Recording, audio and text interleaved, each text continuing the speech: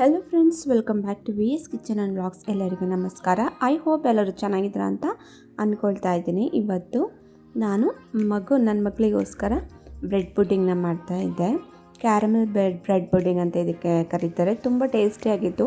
ಬನ್ನಿ ಅದನ್ನು ಹೇಗೆ ಮಾಡೋದು ಅಂತ ನೋಡೋಣ. ಮೊದಲಿಗೆ ಇಲ್ಲಿ ಒಂದು ಬಾಣಲೆ ಇಟ್ಕೊಂಡಿದ್ದೀನಿ. ಬಾಣಲೆಗೆ ಒಂದು 4 ಟೇಬಲ್ ಸ್ಪೂನಷ್ಟು ಸಕ್ಕರೆನ ಹಾಕ್ಕೊಂಡು ಒಂದು ಟೇಬಲ್ ಸ್ಪೂನ್ 2 ಟೇಬಲ್ ಸ್ಪೂನಷ್ಟು ನೀರನ್ನ ಹಾಕ್ಕೊಂಡು ಅದು ಸ್ವಲ್ಪ ಕಲರ್ ಚೇಂಜ್ ಆಗೋ ತನಕ ಇದನ್ನು ಹಾಗೆ ಕುದಿಸ್ಕೋಬೇಕಾಗುತ್ತೆ.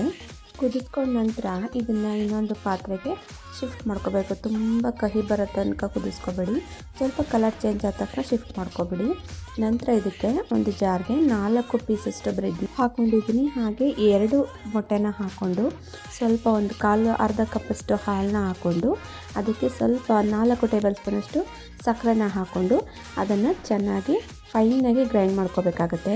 ಗ್ರೈಂಡ್ ಮಾಡ್ಕೊಂಡ ನಂತರ ನಾವೇನು ಇಲ್ಲಿ ಸಕ್ಕರೆ ಪಾಕ ಹಾಕ್ಕೊಂಡಿದ್ವಲ್ಲ ಅಲ್ಲಿಗೆ ಅದನ್ನು ಶಿಫ್ಟ್ ಮಾಡಿಕೊಂಡು ಒಂದೊಳ್ಳೆ ಶೇಪ್ ಇರ್ತಕ್ಕಂಥ ರೌಂಡ್ ಪಾತ್ರೆ, ಸ್ಟೀಲ್ ಪಾತ್ರೆನ ತೊಗೊಂಡ್ರೆ ಇದು ನಮಗೆ ಬ್ರೆಡ್ ಪುಡ್ಡಿಂಗ್ ತುಂಬ ಚೆನ್ನಾಗಿ ಬರುತ್ತೆ. ಮತ್ತು ಅದು ಮಾಡಾದ್ಮೇಲೂ ಸಹ ಅದು ಚೆನ್ನಾಗಿ ಬಿಟ್ಕೊಳ್ಳುತ್ತೆ. ಇವಾಗ ಇದಕ್ಕೆ ಒಂದು ಕಡೆಯನ್ನು ಇಟ್ಟು ಸ್ವಲ್ಪ ನೀರನ್ನ ಬಿಟ್ಟು ಅದಕ್ಕೆ ಒಂದು ಸ್ಟ್ಯಾಂಡನ್ನು ಹಾಕಿ ಅದಕ್ಕೆ ನಾವೇನು ಬ್ಯಾಟರ್ ಮಾಡ್ಕೊಂಡಿದ್ವಲ್ಲ ಅದನ್ನು ಹಾಕಿ ಚೆನ್ನಾಗಿ ಕವರ್ ಮಾಡಿ ಇದನ್ನು ಮುಚ್ಚಿ ಒಂದು 40 ನಿಮಿಷ ಚೆನ್ನಾಗಿ ಕುದಿಸ್ಕೋಬೇಕಾಗತ್ತೆ. 40 ನಿಮಿಷ ಇದನ್ನು ಲೋ ಫ್ಲೇಮಲ್ಲೇ ಕುದಿಸ್ಕೋಬೇಕು. ಯಾಕಂದರೆ ತುಂಬ ಹೈಯಲ್ಲಿ ಇಟ್ಬಿಟ್ರೆ ಬೇಗ ನೀರೆಲ್ಲ ಹೋಗೇ ಬಿಡುತ್ತೆ. ನಾನು 40 ನಿಮಿಷಕ್ಕೆ ಇಟ್ಟಿದ್ದೆ, ನೋಡಿ ನೀರೆಲ್ಲ ಖಾಲಿ ಆಗಿದೆ.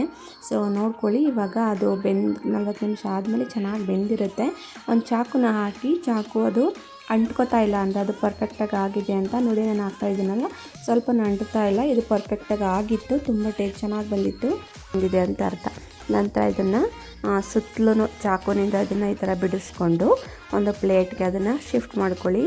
ವಾವ್, ಎಷ್ಟು ಸಕ್ಕತ್ತಾಗಿ ಕಾಣಿಸುತ್ತೆ ಅಂದರೆ ನೋಡಿ ನೀವೇ ಇವಾಗ ನೋಡ್ತಾ ಇದ್ದೀರಾ. ತುಂಬ ಚೆನ್ನಾಗಿ ಬಂದಿತ್ತು. ಟೇಸ್ಟ್ ಕೂಡ ಸಕ್ಕತ್ತಾಗಿತ್ತು.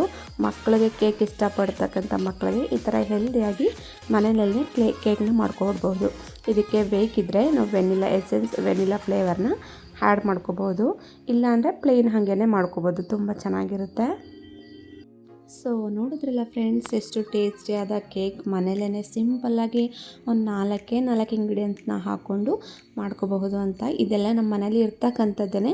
ಸೊ ಯೂಸ್ ಮಾಡಿಕೊಂಡು ಒಂದು ಒಳ್ಳೆ ಕೇಕ್ನ ಮಕ್ಕಳಿಗೋಸ್ಕರ ಮಾಡಿಕೊಡಿ ಅಂತ ಹೇಳ್ತಾ, ಈ ವಿಡಿಯೋ ಯಾರಿಗೆಲ್ಲ ಇಷ್ಟ ಆಗಿದೆಯೋ ಪ್ಲೀಸ್ ಎಲ್ಲರೂ ಒಂದು ಲೈಕ್ ಮಾಡಿ, ಶೇರ್ ಮಾಡಿ, ಕಮೆಂಟ್ಸ್ ಮಾಡಿ. ಹೊಸದಾಗಿ ನನ್ನ ಚಾನಲ್ನ ನೋಡ್ತಾ ಇರೋರು ಸಬ್ಸ್ಕ್ರೈಬ್ ಮಾಡ್ಕೊಳ್ಳಿ ಅಂತ ಹೇಳ್ತಾ, ಏನಾದರೂ ಇಂಟ್ರೆಸ್ಟಿಂಗ್ ಆಗಿರ್ತಕ್ಕಂಥ ವಿಡಿಯೋ ಜೊತೆ ನಾನು ನಿಮ್ಮ ಮುಂದೆ ಸಿಗ್ತೀನಿ. ಅಲ್ಲಿವರೆಗೂ ಬಾಯ್ ಆ್ಯಂಡ್ ಟೇಕ್ ಕೇರ್.